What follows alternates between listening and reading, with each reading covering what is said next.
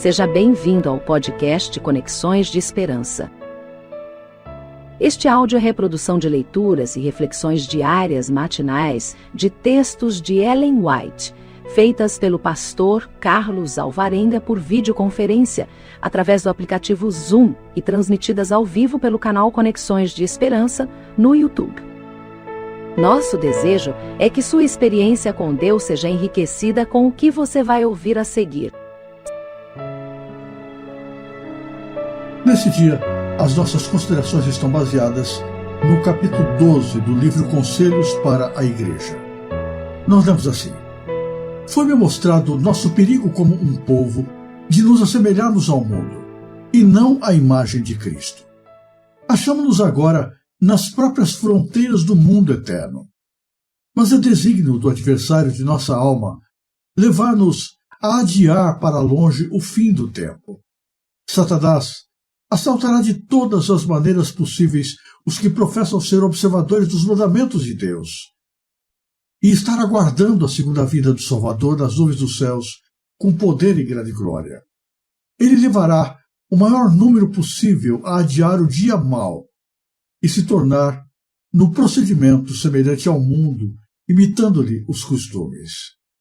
Senti-me alarmada quando vi que o espírito do mundo controlava o coração e a mente de muitos que fazem alta profissão da verdade. Abrigam o egoísmo e a condescendência consigo mesmos, mas não cultivam a verdadeira piedade, a genuína integridade. Sede rigidamente honestos em toda a transação comercial. Embora tentados, nunca enganeis ou mintais na mínima coisa. Às vezes um impulso natural pode trazer a tentação de vos desviardes do trilho reto da honestidade. Mas não varieis nem um fio de cabelo sequer. Se fizerdes em qualquer questão uma declaração quanto ao que faríeis, e depois descobrirdes que favorecestes a outros com prejuízo próprio, não vos desvieis nem um fio de cabelo dos princípios. Cumpri vosso acordo. A Bíblia condena da forma mais veemente toda falsidade, toda fraude, toda desonestidade. O justo e o errado são discriminados claramente. Mas foi-me mostrado que o povo de Deus se colocou em terreno do inimigo, cedeu às suas tentações e seguiu-lhe os artifícios, até se tornarem perigosamente embotadas as suas sensibilidades. Um leve desvio da verdade, uma pequena variação das reivindicações de Deus, não é, afinal, considerado muito pecaminoso, quando se acham envolvidos ganho ou perda de dinheiro. Mas pecado é pecado, seja cometido pelo milionário ou pelo que pede esmolas nas ruas. Os que adquirem bens mediante engano trazem sobre si a condenação. Tudo quanto for adquirido por meio de engano e fraude só trará maldição a quem o receber. Aquele que segue um mau procedimento, profere falsidade ou pratica engano, perde o respeito de si mesmo. Ele pode não ter consciência de que Deus o vê e está a par de cada ação, de que anjos estão pesando seus motivos e ouvindo suas palavras, e de que a sua recompensa será de acordo com as suas obras. Mas se fosse possível ocultar seu mau procedimento da inspeção humana e divina, o fato de que ele mesmo o conhece é degradante a seu espírito e caráter. Um único ato não determina o caráter, mas quebra a barreira, e a próxima tentação é mais prontamente abrigada, até que, finalmente, se forma um hábito de mentira e desonestidade no negócio, e o homem se torna indigno de confiança. Deus quer que os homens ao seu serviço, sob sua bandeira, sejam estritamente honestos, de caráter irrepreensível, que sua língua não pronuncie nada que se assemelhe a uma inverdade.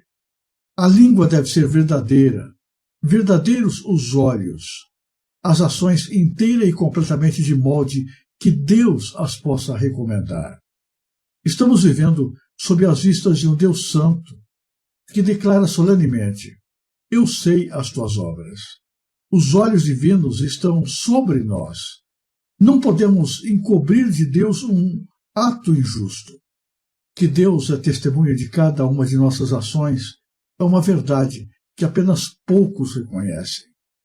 Homem honesto, à maneira de Cristo julgar, é o que manifesta inflexível integridade. Pesos enganosos e balanças falsas, com os quais muitos buscam aumentar seus ganhos do mundo, são abominação à vista de Deus. Não obstante, muitos dos que professam guardar os mandamentos de Deus fazem uso de balanças e pesos falsos. Quando um homem se acha realmente ligado a Deus e observando sua lei em verdade, sua vida revelará este fato, pois todos os seus atos, todas as suas ações se encontrarão em harmonia com os ensinos de Cristo. Não venderá sua honra por lucro. Seus princípios são edificados sobre o firme fundamento e sua conduta em assuntos temporais é um transcrito de seus princípios. A firme integridade brilha como o ouro entre o cascalho e o lixo do mundo. Engano, falsidade e infidelidade podem ser dissimulados e ocultados aos olhos humanos, mas não dos olhos de Deus.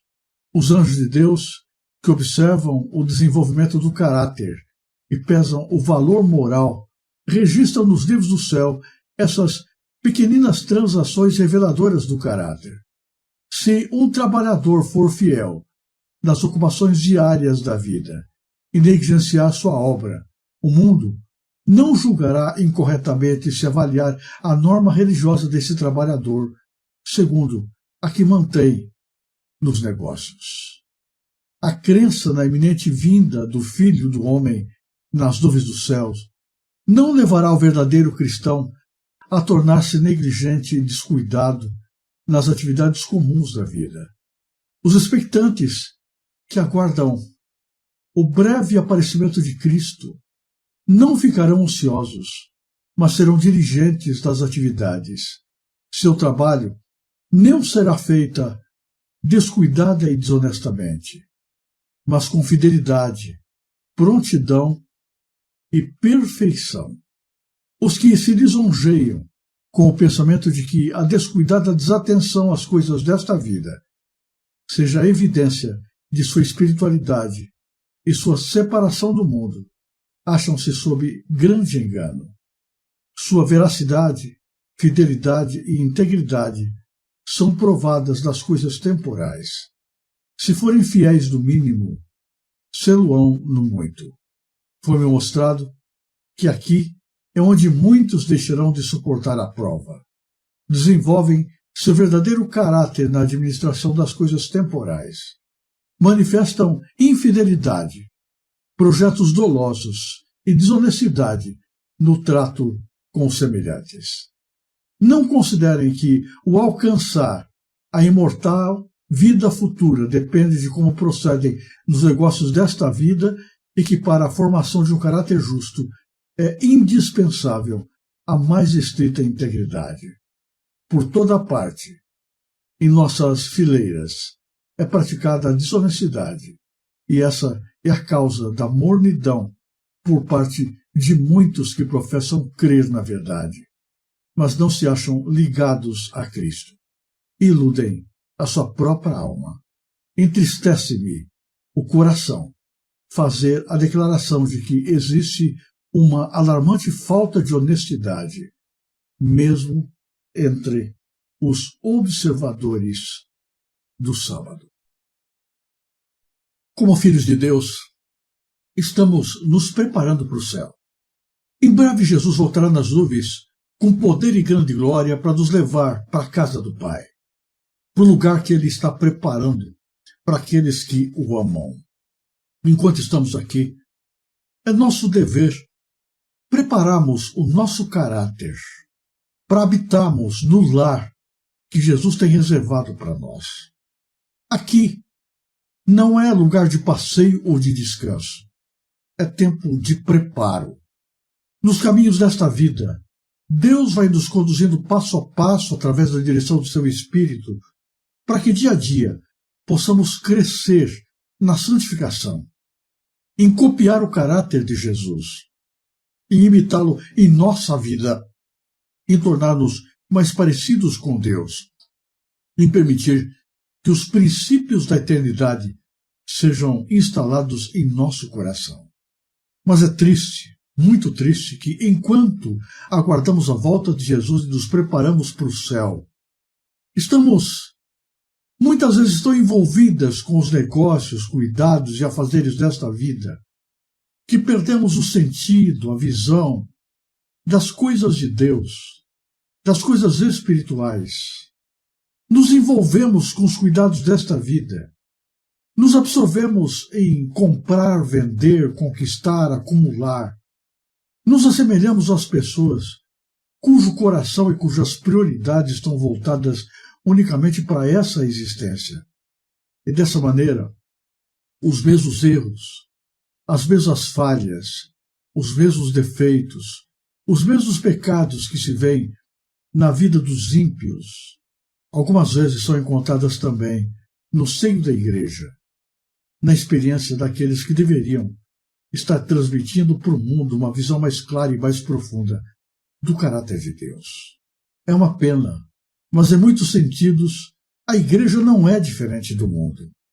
Em muitos sentidos, os mesmos defeitos de caráter, as mesmas fraquezas de espírito, os mesmos pecados que graçam lá fora são encontrados também na vida daqueles que dizem estar se preparando para o céu.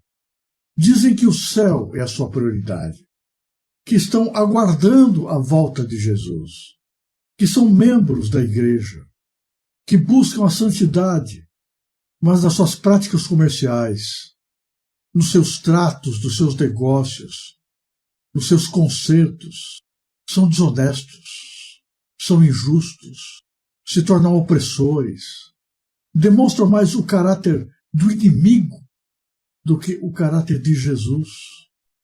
Salvação não é meramente uma profissão de fé.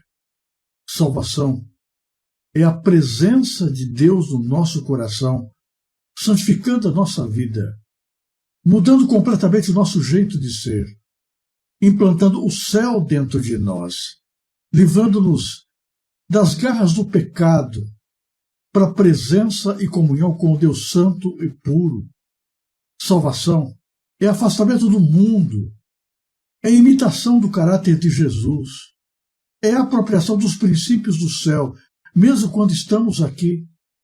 Nós não podemos deixar que as práticas desta vida, que os interesses egoístas, que a cobiça, a inveja, que o desejo por lucro fácil, que a desonestidade, que o engano e tantas outras características pecaminosas desse mundo marquem a vida daqueles que dizem ser seguidores de Jesus e dizem priorizar a vida eterna. É triste quando, mesmo dentro da igreja, a gente encontra o mesmo estilo de vida, as mesmas características, as mesmas práticas e as mesmas evidências de ausências de confiabilidade por parte daqueles que deveriam ser o reflexo da imagem de Jesus no mundo. Qual é o resultado disso? O resultado disso é um cristianismo fraco, sem vida e sem poder. São pessoas que vivem uma aparência de religiosidade, onde falta a eficácia e o poder. São pessoas que vão à igreja, mas não recebem o poder santificador de Deus. Pessoas que dizem estar se preparando para o céu, mas estão cada vez mais parecidos com a terra. E uma igreja que é fraca do testemunho, que prega muito, que trabalha muito, que se esforça muito, mas que conquista pouco. O mundo O mundo está farto de sermões pregados, de mensagens apresentadas no púlpito.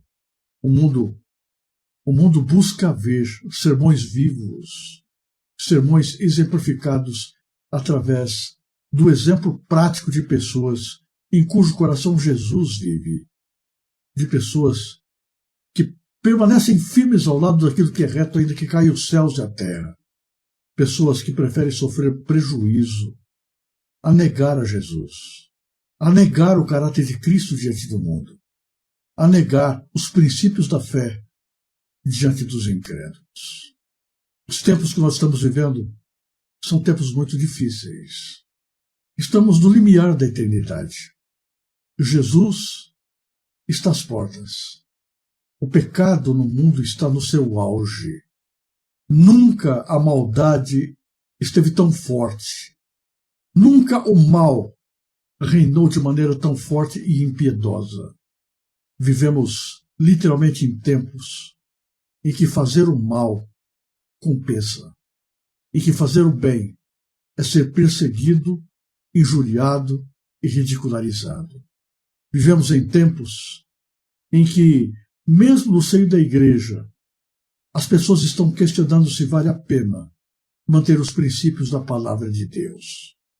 Satanás está se esforçando para apagar a fé do coração das pessoas, para levar as pessoas a desviarem os seus olhos do preparo para a vida eterna e de colocar as prioridades de todos nas coisas desta vida. Mas nós estamos nos preparando para o céu. Aqui não é o nosso lugar. Aqui é apenas terra de passagem. Aqui é o momento de deixarmos que Jesus opere plenamente em nossa vida e santifique a nossa vida de maneira completa, de tal modo que, através de tudo que somos e temos, o mundo possa enxergar Jesus através de nós. É verdade, nós estamos no mundo, e o mundo é pecaminoso. Mas nunca nos esqueçamos, nós não somos do mundo. Nosso lugar não é aqui. A nossa pátria é lá em cima.